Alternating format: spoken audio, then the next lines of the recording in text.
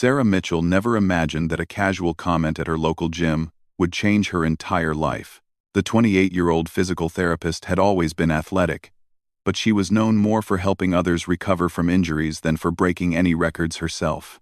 Standing at 5 feet 6 inches with a lean but muscular build, Sarah had the kind of quiet determination that people often underestimated. It was a rainy Tuesday evening in San Diego when everything started. Sarah was finishing her workout at CrossFit Coronado, a gym popular among military personnel due to its proximity to the Naval Special Warfare Command. She had just completed a particularly challenging workout that included pull-ups, burpees, and a 5-mile run when she overheard a group of Navy SEALs talking near the water fountain. "I'm telling you, no woman could ever handle what we do," said Chief Petty Officer Mike Rodriguez, a stocky man with arms covered in tattoos. He was speaking to his teammates about the ongoing debate in military circles about women in combat roles. The physical standards exist for a reason. It's not about being sexist, it's about biology. His teammate, Lieutenant Jake Morrison, nodded in agreement. "The obstacle course record at our training facility has stood for 15 years. Even our best recruits struggle to get within minutes of it. There's no way any woman could even attempt it, let alone come close." Sarah had been quietly packing her gym bag, but something about their conversation made her pause. She had always been competitive, a trait that had served her well in college athletics, where she had been a track and field star. More importantly, she had spent the last 5 years working with injured service members, learning about their training methods and physical requirements. "Excuse me," Sarah said, approaching the group with a polite smile. "I couldn't help but overhear. What exactly is this obstacle course you're talking about?" The SEALs turned to look at her, their expressions ranging from amused to slightly annoyed at being interrupted. Rodriguez chuckled. "It's nothing you need to worry about, miss. It's military business." "I'm actually very interested in military training methods," Sarah replied calmly. "I work as a physical therapist at the VA hospital, and I've been helping injured SEALs with their recovery for years. I'm curious about what makes this course so challenging." Morrison looked her up and down skeptically. "The Hell Week obstacle course isn't just challenging, it's designed to break people. It's a 3-mile course with rope climbs, wall scaling, mud crawls, and water obstacles. The current record is 18 minutes and 43 seconds, set by Commander David Hayes in 2008. "Could a civilian attempt it?" Sarah asked, her interest clearly genuine. The group burst into laughter. Rodriguez shook his head. "Lady, with all due respect, you seem nice and all, but this course has made grown men cry. We're talking about obstacles that require not just physical strength, but mental toughness that takes years to develop. What if someone wanted to try?" Sarah pressed. "Hypothetically speaking." "Hypothetically," said Petty Officer First Class Tony Vargas, "they'd need permission from the base commander. They'd have to sign about 50 liability waivers, and they'd probably end up in the hospital." Another SEAL, whose name tag read Chen, added, "Even if by some miracle a civilian got permission, they'd need months of specific training. This isn't your average mud run or tough mudder. This is designed to test the limits of human endurance." Sarah nodded thoughtfully. "Months of training. Interesting."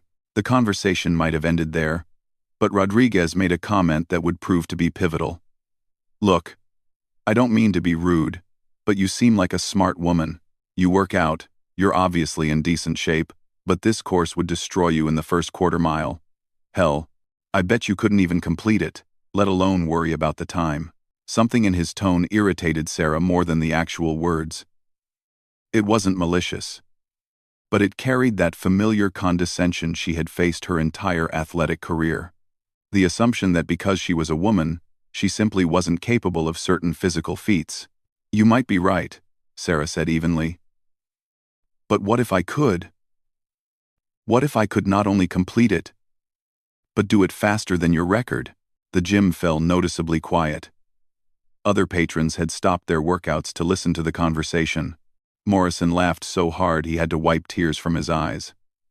"Faster than Hayes's record? Ma'am, that record was set by a guy who could do 50 pull-ups without breaking a sweat. He could run a 6-minute mile carrying a 60-pound pack. I'm not saying I could do it tomorrow, Sarah clarified. I'm saying, what if I trained specifically for it? What if I dedicated myself completely to preparing for that course? Rodriguez exchanged glances with his teammates. You're serious about this? I'm curious about it, Sarah replied. You say it's impossible. I've heard that word before. Chen stepped forward. Let me tell you something about that course. The rope climb section alone is 30 feet of wet rope. Most people can't climb 15 feet of dry rope. Then you have the 12-foot wall with no footholds. After that, you're crawling through mud under barbed wire for 200 yards.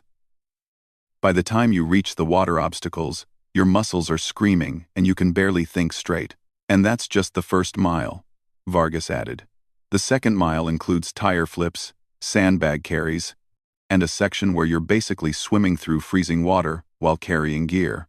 Sarah listened to each description, mentally cataloging the requirements. Her background in physical therapy had given her an intimate understanding of muscle groups, endurance training, and recovery methods. She had also spent years studying the rehabilitation of elite athletes. What would it take to get permission to attempt it? She asked. The SEALs looked at each other with expressions of disbelief. Morrison finally spoke. You'd need to convince Commander Patricia Wells that you're serious, and not just some thrill-seeker looking for a story to tell at parties. She's the base training coordinator, and she doesn't suffer fools. You'd also need to pass a basic fitness test first, Rodriguez added.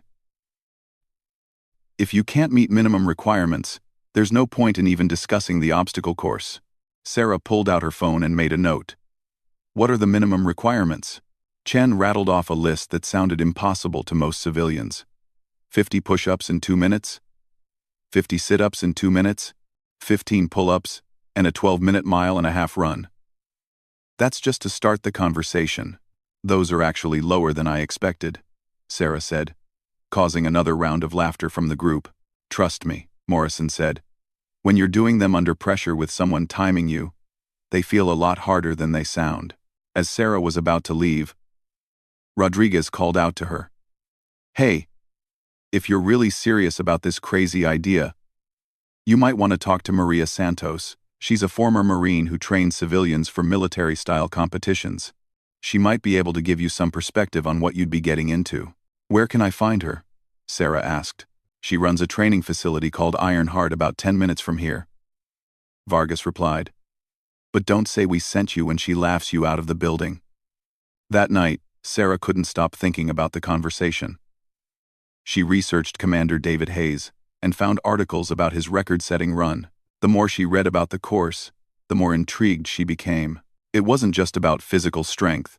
It required strategy, mental toughness, and perfect technique. She spent hours watching videos of SEAL training exercises, studying the biomechanics of obstacle navigation, and reading about high-intensity interval training protocols. Her medical background helped her understand the physiological demands, but she knew that understanding and executing were two very different things. The next morning, Sarah called in sick to work for the first time in 2 years and drove to Iron Heart Training Facility. The building looked like a converted warehouse, with no fancy signage or welcoming lobby. Through the windows, she could see people doing exercises that looked more like punishment than fitness. Maria Santos turned out to be a compact woman in her 40s with silver streaks in her black hair and forearms that looked like they could crush walnuts. When Sarah explained what she wanted to discuss, Maria's expression remained neutral. Let me get this straight, Maria said after Sarah finished her story. A group of SEALs essentially dared you to attempt their obstacle course record, and now you want to train for it? That's a simplified version, but essentially yes, Sarah replied. Maria studied her for a long moment. What's your athletic background? Sarah explained her college track career, her current fitness level, and her work with injured military personnel.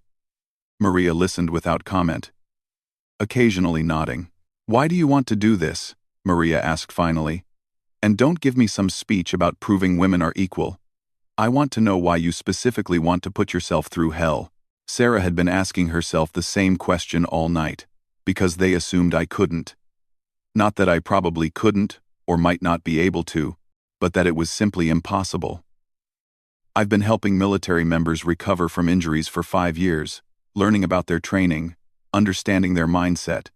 Maybe I can't do it, but I want the chance to find out. Maria walked to a pull-up bar and jumped up, knocking out 15 perfect pull-ups without apparent effort. The men who set these standards didn't do it to keep women out specifically. They did it because the demands of their job require certain capabilities. But that doesn't mean the standards are the ceiling of what's possible. She dropped down and faced Sarah. If you're serious about this, I'll train you. But I need to know you understand what you're asking for. This won't be a 6-week fitness program. This will be months of the hardest training you've ever imagined. You'll want to quit every day for the first month. What would it involve? Sarah asked. Everything. Strength, endurance, technical skills, mental conditioning. We'd have to rebuild your body for specific tasks while maintaining overall fitness. You'd train 6 days a week, sometimes twice a day. Your social life would disappear. Your body would hurt in ways you didn't know were possible.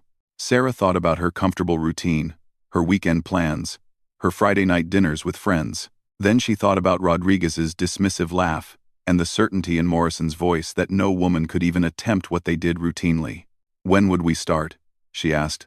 Maria smiled for the first time since Sarah had arrived.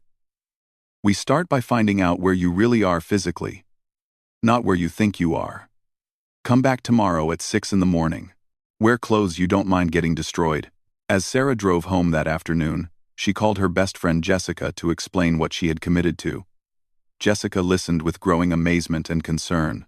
Sarah, this sounds insane, Jessica said. These are Navy SEALs we're talking about. They're literally trained to be superhuman. They're trained to be excellent at what they do, Sarah corrected. But they're still human. They have limitations just like everyone else. What if you get hurt? What if you can't do it and you've wasted months of your life? Sarah had been wondering the same thing. What if I can do it? What if all those assumptions about what's possible are wrong? That evening, Sarah began what she would later describe as the most comprehensive self-assessment of her life. She tested her current fitness levels, documented her weaknesses, and started researching nutrition protocols for extreme training. She also did something she had never done before. She created a detailed training log and committed to documenting every aspect of her preparation. If she was going to attempt something this ambitious, she wanted to track every variable that might affect her performance. The more she researched the specific demands of the obstacle course, the more she realized how much she would need to change about her training approach. Her current workout routine was designed for general fitness and injury prevention. What she needed was a program that would prepare her for very specific challenges. She spent hours studying videos of rope climbing techniques, analyzing the biomechanics of efficient wall scaling, and learning about cold water adaptation. Each aspect of the course required not just strength and endurance, but technical skills that could only be developed through deliberate practice. As she fell asleep that night, Sarah's last thought was about the expression on Rodriguez's face when he had dismissed her question. It wasn't cruel, but it was absolute. The certainty of someone who had never considered that his assumptions might be wrong. Tomorrow, she would find out if her own assumptions about her capabilities were equally flawed. But for the first time in years, Sarah felt the familiar excitement of a genuine challenge, the kind that had driven her through 4 years of college athletics and countless hours of rehabilitation work with patients who refused to accept limitations. She had no idea that her decision to take on this challenge would eventually attract national attention, inspire documentary filmmakers, and change military training protocols. All she knew was that she had 6 months to prove that impossible was just another word for untested. Sarah's first training session at Ironheart nearly ended her ambition before it truly began. At 6 in the morning, Maria led her through what she called a baseline assessment, which felt more like a medieval torture session disguised as exercise. 50 push-ups. Go, Maria commanded, clicking her stopwatch. Sarah dropped into position confidently. She regularly did push-ups in her normal workout routine and expected this to be manageable. By number 30, her arms were shaking. By 40, she was struggling to maintain proper form. She managed 47 before collapsing. Interesting, Maria noted without emotion. Sit-ups. 2 minutes. The sit-ups went better. Sarah managed 53. But the pull-ups were humbling. She had always struggled with them, and managed only 8 before her grip failed. The run was where Sarah expected to excel. She maintained a regular running routine and felt confident about her endurance, but Maria had designed a course that included hills, sand, and obstacles that had to be navigated during the mile-and-a-half. Sarah finished in 14 minutes and 28 seconds, gasping and dizzy. "Well?" Sarah asked, when she finally caught her breath. Maria consulted her notes.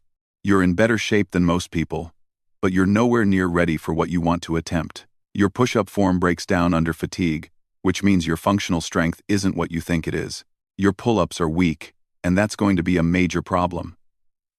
The good news is your running base is solid, and you didn't quit when things got hard. So, you'll train me?" Sarah asked hopefully. "I'll try," Maria replied. "But we need to be realistic about timelines. Most people need at least a year to prepare for something like this. You want to do it in 6 months. What would it take to make it possible?" Maria looked at her seriously. "Everything. Your entire life would have to revolve around this goal. Training, nutrition, recovery, sleep. Everything optimized for one purpose. Are you prepared for that level of commitment?" Sarah thought about her comfortable life, her predictable routines, her social commitments. Then she nodded. "What's the plan?" The plan, as it turned out, was more comprehensive than anything Sarah had imagined. Maria laid out a training schedule that included strength work 4 days per week, cardiovascular training 6 days per week, technical skill development daily, and mental conditioning exercises that seemed borrowed from psychology textbooks. "We're going to rebuild you from the ground up," Maria explained. "Your current fitness is built for general health and normal activities. We need to create someone who can function at an elite level under extreme stress." The first month was brutal. Sarah's body rebelled against the new demands almost immediately. Her hands developed blisters that turned into calluses. Her shoulders ached constantly from the increased pull-up volume.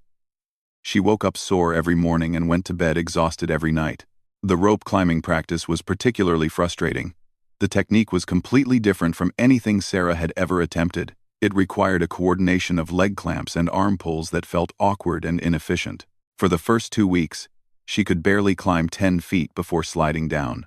"It's not about upper body strength," Maria explained repeatedly. "It's about technique and efficiency. Watch." Maria demonstrated the proper foot wrap and leg clamp, making it look effortless as she climbed 30 feet in seconds. Sarah tried to replicate the movement and fell off after 6 feet. "Again," Maria said simply. This became Maria's most frequent word during Sarah's training. Again after failed rope climbs. Again after unsuccessful wall scaling attempts. Again after collapsed during endurance sessions that pushed her past previous limits.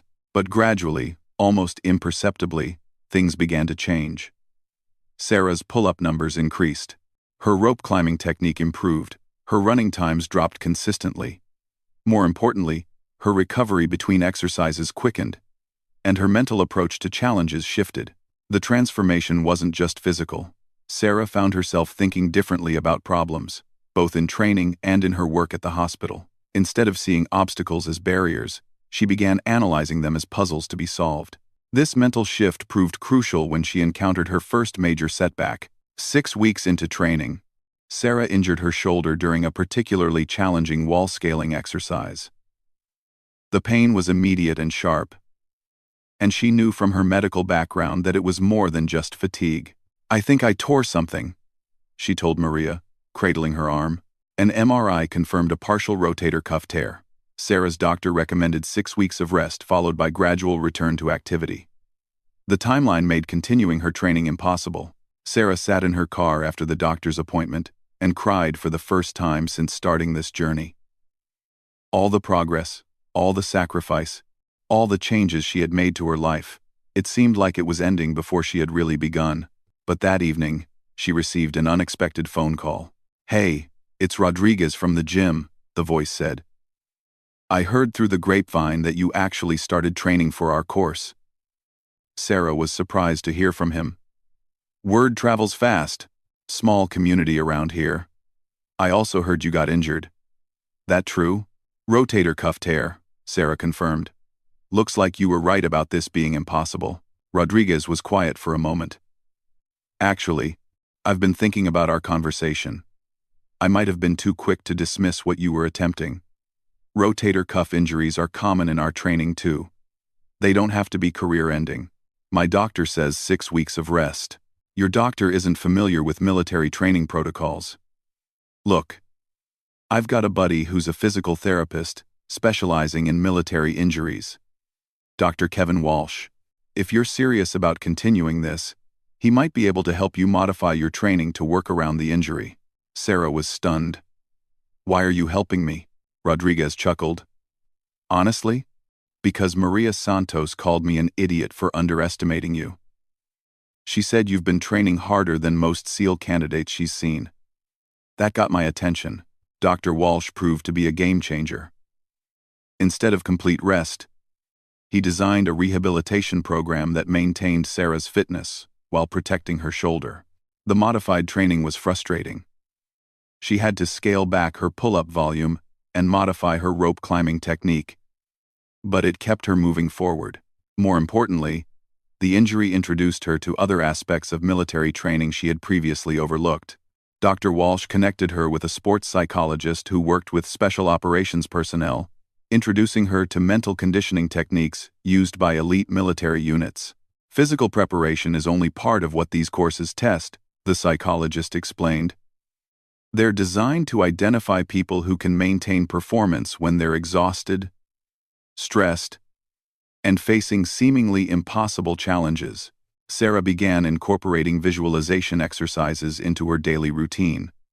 She would spend 30 minutes each evening mentally rehearsing every obstacle on the course, imagining herself moving efficiently through each challenge, maintaining composure when fatigue set in.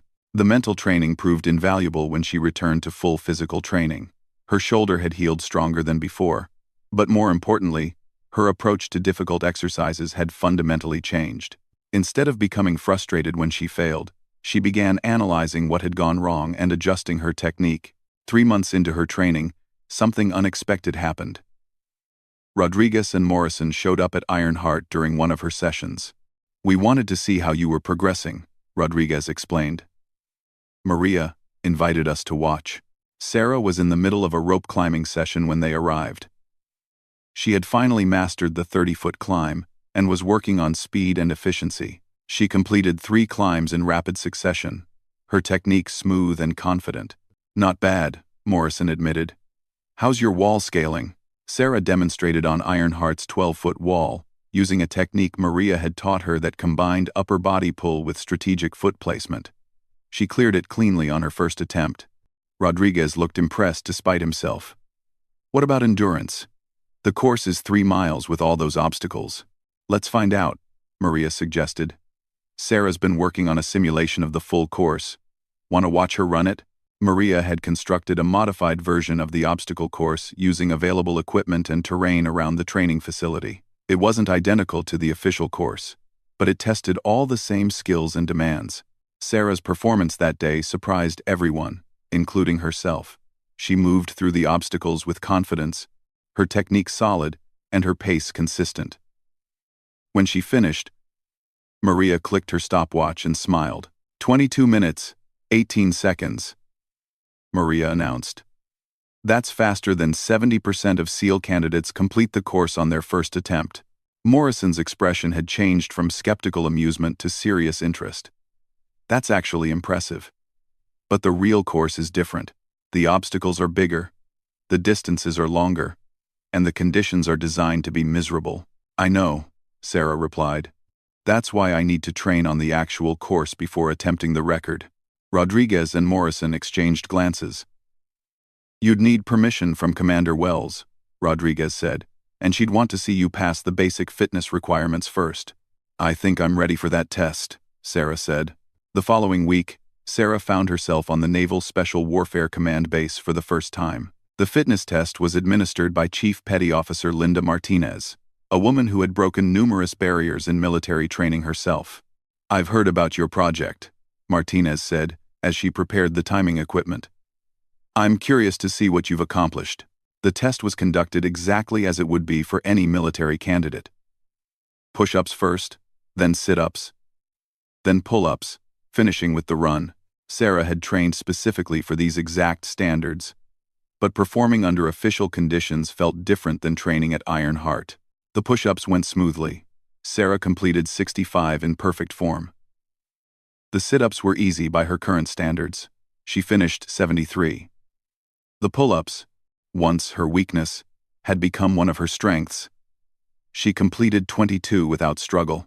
The run was on the official base course, a challenging route with hills and sand sections. Sarah had trained on similar terrain and felt confident. She finished in 10 minutes and 47 seconds, well under the required time. "Congratulations," Martinez said when Sarah completed the test. "You've officially qualified for advanced training consideration. Your scores would put you in the top 20% of candidates." Rodriguez and Morrison had watched the entire test. Their attitudes had shifted dramatically from their first meeting at the gym. What had started as amusement had become genuine respect. "I owe you an apology," Rodriguez said afterward. "I made assumptions based on stereotypes rather than evidence. What you've accomplished in 4 months is remarkable. Dream. I markable start to Zayden. Jines. The question now," Morrison added, "is whether Commander Wells will let you attempt the actual course. That's a decision above our pay grade." Commander Patricia Wells turned out to be a no-nonsense woman in her 50s who had spent her entire career breaking down barriers for women in the military. When Sarah met with her to request permission to attempt the obstacle course record, Wells listened without interruption to the entire story. "Let me understand this correctly," Wells said when Sarah finished. "You want to attempt to break a record that stood for 15 years, set by one of our most elite operators, because some of my sailors suggested it was impossible?" "That's a simplified version, but yes, ma'am," Sarah replied. Wells leaned back in her chair. "Miss Mitchell, that record exists because it represents genuine achievement. Commander Hayes was an exceptional operator who set that time under ideal conditions after years of training. What makes you think you can surpass it?" Sarah had prepared for this question. "I don't know if I can, Commander. But I've trained specifically for this one challenge for 4 months. My preparation has been focused and scientific. I've had excellent coaching, and my current performance suggests it might be possible." "What's your current best time on a simulated course?" 21 minutes, 14 seconds, Sarah replied. "But that was on a modified course. I know the real course is more challenging." Wells consulted the papers in front of her. "Your fitness scores are impressive. Chief Martinez speaks highly of your preparation and attitude. Maria Santos has provided a detailed training log showing remarkable progress." She paused thoughtfully. "If I allow this attempt, it will attract attention. Media, other branches of the military, civilian fitness communities.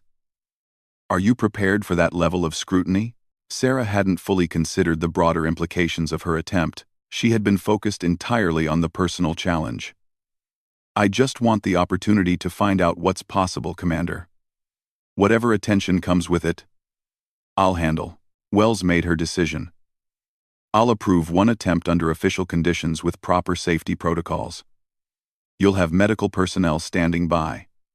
And if there are any safety concerns, the attempt will be stopped immediately." "When would this happen?" Sarah asked. 2 weeks from today. That gives you time for final preparation and gives us time to arrange proper documentation. Miss Mitchell, I hope you understand what you're attempting. Even if you complete the course respectably, breaking Hayes's record would be extraordinary." As Sarah left the commander's office, she felt the weight of what she had committed to. 2 weeks to prepare for the most challenging physical test of her life. 2 weeks before she would find out if months of training and sacrifice had been enough to turn an impossible dream into reality. That evening, she called her parents for the first time since beginning her training to explain what she had been doing for the past 4 months. Their reaction was everything she had expected. Concern mixed with amazement. Worry combined with pride. "Honey, why didn't you tell us you were doing this?" her mother asked. "Because I wasn't sure I could actually go through with it," Sarah admitted. "I didn't want to talk about it until I knew it was really going to happen." Her father, a former college football player, understood better than anyone what she was attempting. Breaking a record held by a Navy SEAL, he said slowly. Sarah, do you realize what you're trying to do? I think so, she replied. But I won't know for sure until I try. The morning of the record attempt dawned gray and overcast, with a persistent drizzle that made everything slippery. Sarah arrived at the Naval Special Warfare Command Base at 5:30 in the morning, 2 hours before her scheduled start time. She wanted to walk the course one final time and complete her mental preparation routine. Commander Wells was already there, along with Chief Martinez and a medical team. To Sarah's surprise, Rodriguez, Morrison, Chen, and Vargas had also come to witness the attempt, despite it being their day off. Couldn't miss this, Rodriguez explained when Sarah expressed her amazement. After watching your progress over the past few months, we're all invested in seeing how this turns out. Maria Santos arrived 30 minutes later with Dr. Walsh and the sports psychologist who had worked with Sarah. They had become her unofficial support team, and their presence helped calm the nerves that had been building all week. How are you feeling? Maria asked as Sarah completed her warm-up routine. Ready, Sarah replied, though her heart rate was already elevated from anticipation. Nervous, but ready. The official obstacle course looked more intimidating than Sarah had imagined. The obstacles she had trained on were challenging, but these were larger, more complex, and clearly designed to test the absolute limits of human capability. The 30-foot rope seemed to stretch endlessly upward. Wet from the morning drizzle, the 12-foot wall looked impossibly high without footholds. The mud crawl section stretched much farther than her training version. Commander Hayes himself had agreed to attend the attempt. Now a captain stationed in Virginia, he had flown to San Diego specifically to witness someone challenge his long-standing record. His presence added another layer of pressure that Sarah tried to channel into focus. I've been following your training through official channels, Captain Hayes told Sarah during their brief meeting. What you've accomplished in preparation is impressive regardless of today's outcome. That record has stood for 15 years not because no one has tried to break it, but because very few people have the combination of physical ability and mental toughness required. Any advice? Sarah asked. Hayes smiled. The course is designed to make you quit mentally before you're physically exhausted. The key is maintaining your technique when your body wants to give up. Don't let fatigue make you stupid. At 7:30, Sarah took her position at the starting line. The course stretched ahead of her like a physical representation of every doubt she had faced over the past 4 months. Official timers, medical personnel, and observers were positioned at key points along the route. Commander Wells raised her hand. This is an official record attempt under standard conditions. Miss Mitchell, are you ready? Yes, ma'am, Sarah replied, her voice steadier than she felt. On my mark. 3, 2, 1, go.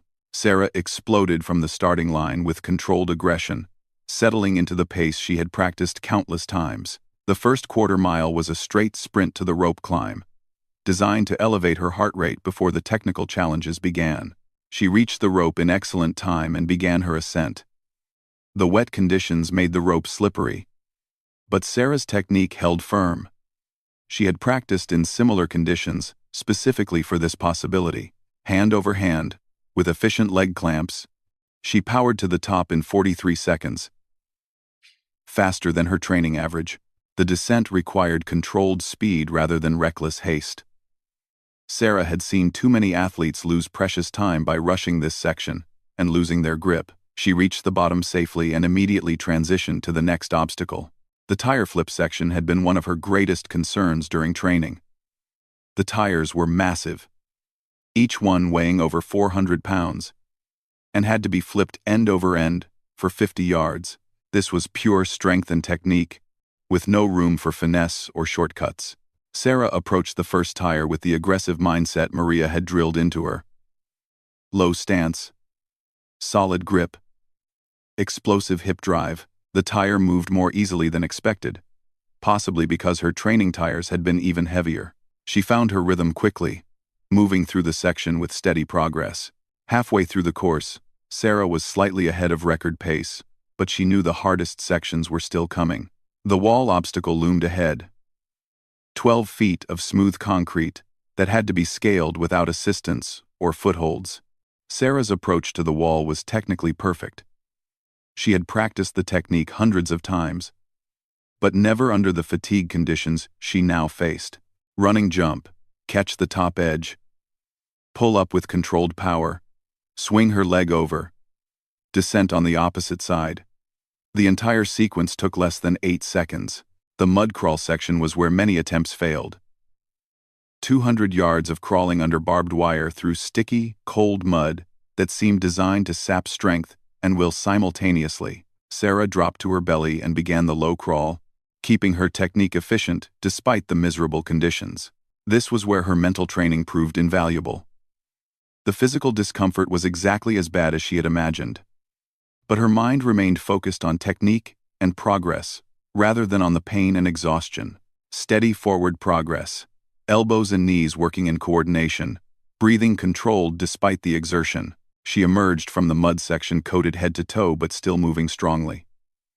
A quick glance at the timer showed she was still on pace, but the most challenging section was ahead. The water obstacles. The water section began with a 50-yard swim in full gear through a pool kept deliberately cold. The shock of the water temperature was immediate and brutal, but Sarah had trained for this specific challenge. Cold water adaptation had been part of her preparation for the past month. She moved through the water with efficient freestyle technique, fighting the drag of her soaked clothing and the muscle fatigue from the previous obstacles. Reaching the far side, she pulled herself out and immediately began the next challenge. A series of rope traverses across water obstacles. The rope traverse required moving hand over hand across a 30-foot span while hanging upside down. Wet hands, fatigued grip strength, and the psychological challenge of being suspended over cold water made this one of the most technically difficult obstacles. Sarah's grip strength had been specifically developed for this challenge. She moved across the rope with deliberate efficiency, fighting the temptation to rush. Each hand placement was secure before she moved to the next position. The crossing took 45 seconds, longer than she wanted, but completed successfully. The final mile of the course included a series of obstacles designed to test competitors who were already exhausted. Sandbag carries, box jumps, burpee sequences, and a final rope climb. All while muscles screamed and coordination deteriorated from fatigue. Sarah's conditioning showed its value in this final section. While her body was tired, her technique remained solid, and her mental focus was sharp. The months of training under fatigue had prepared her for exactly these conditions. The sandbag carry was a 60-pound bag that had to be transported 400 yards over uneven terrain. Sarah hefted the bag onto her shoulders and settled into a steady pace. This was about endurance and mental toughness rather than speed. Box jumps, while exhausted, required careful attention to technique. Sarah had seen athletes tear Achilles tendons by getting careless with their foot placement. She maintained perfect form even though her legs felt like concrete. The final rope climb was psychological warfare disguised as a physical challenge. After everything her body had endured, she had to climb 30 feet one more time. Sarah approached the rope with the same technique that had served her at the beginning of the course. Hand over hand, efficient leg clamps, controlled breathing. At the top, she could see the finish line 200 yards away. A straight sprint to the end, with nothing left to climb, crawl under, or carry. Just her against the clock and her own exhaustion. Sarah dropped from the rope and began running. Her legs felt heavy and uncoordinated, but she forced herself to maintain form. 100 yards to go. 50 yards. The finish line approaching faster than seemed possible. She crossed the line and immediately collapsed to her hands and knees, gasping for air that seemed too thin to satisfy her lungs. The course was complete, but she had no idea about her time. Commander Wells approached with a stopwatch and an expression that revealed nothing. "Miss Mitchell, are you able to stand?" Sarah struggled to her feet, still breathing hard but recovering. "Yes, ma'am." "What was my time?" Wells paused for dramatic effect, then smiled. 18 minutes and 11 seconds. "Congratulations. You've broken Commander Hayes's record by 32 seconds. The small group of observers erupted in cheers. Rodriguez and Morrison were shouting like their favorite team had just won the championship. Maria Santos had tears in her eyes. Captain Hayes walked over with an expression of amazement and respect. "That was extraordinary," Hayes said, shaking Sarah's hand. "I've watched a lot of people attempt this course over the years. Your technique was flawless, your pace was perfectly managed, and you never lost composure. That was a masterful performance." The immediate aftermath was a blur of congratulations, medical checks, and documentation. Sarah's achievement had to be officially verified and recorded. Photos were taken, statements were given, and paperwork was completed. But the real impact of what had happened didn't become clear until the following week. Word of Sarah's achievement spread rapidly through military communities, fitness circles, and eventually mainstream media. The story of a civilian physical therapist who trained for 4 months to break a Navy SEAL record captured public imagination. Rodriguez called her 3 days after the attempt. "You need to see the news coverage this is getting," he said. "You're being interviewed on national television tomorrow." The media attention was overwhelming and unexpected. Sarah found herself fielding interview requests from sports networks, morning shows, and fitness magazines. Everyone wanted to know how she had accomplished something that had seemed impossible. More importantly, her achievement was having an impact within military training circles. Commander Wells informed her that several branches were reviewing their physical standards and training protocols based on analysis of Sarah's preparation methods. "What you've proven," Wells explained, "is that focused, scientific training can produce extraordinary results in a relatively short time frame. We're studying your training methodology to see what we can learn about optimizing our own programs."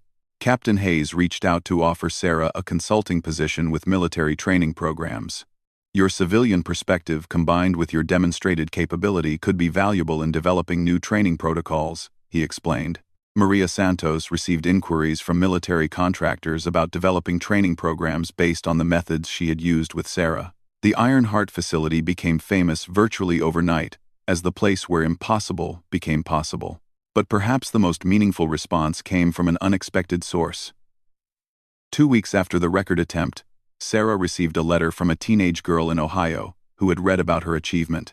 "Dear Miss Mitchell," the letter began, "I read about what you did with the Navy SEALs.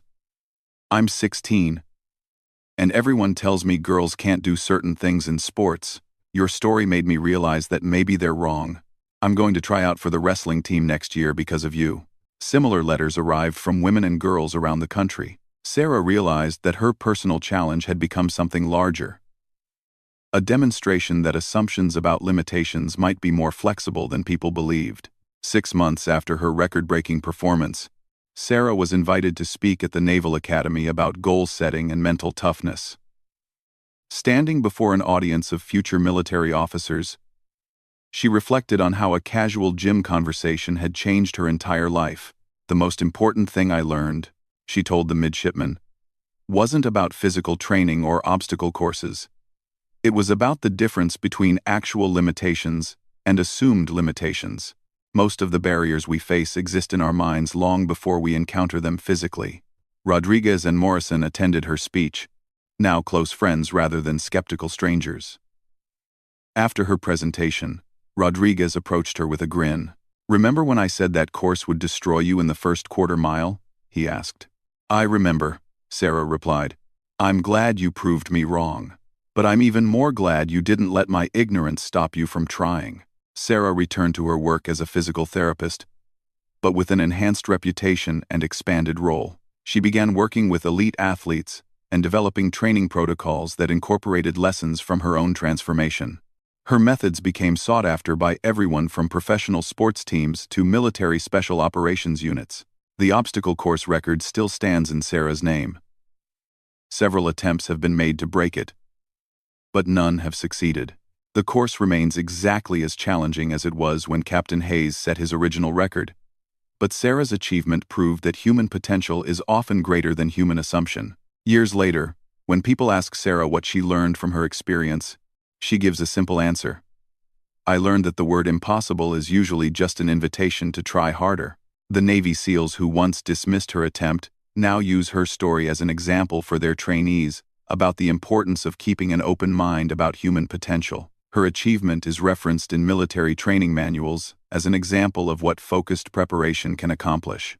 But for Sarah, the most important outcome was personal. She discovered that the limits she had accepted about her own capabilities were largely self-imposed. Breaking the obstacle course record wasn't really about proving something to the SEALs who had doubted her. It was about proving something to herself. She had asked a simple question that day in the gym. "Can I attempt this?"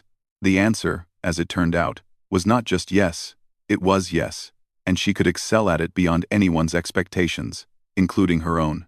The record-breaking performance lasted 18 minutes and 11 seconds.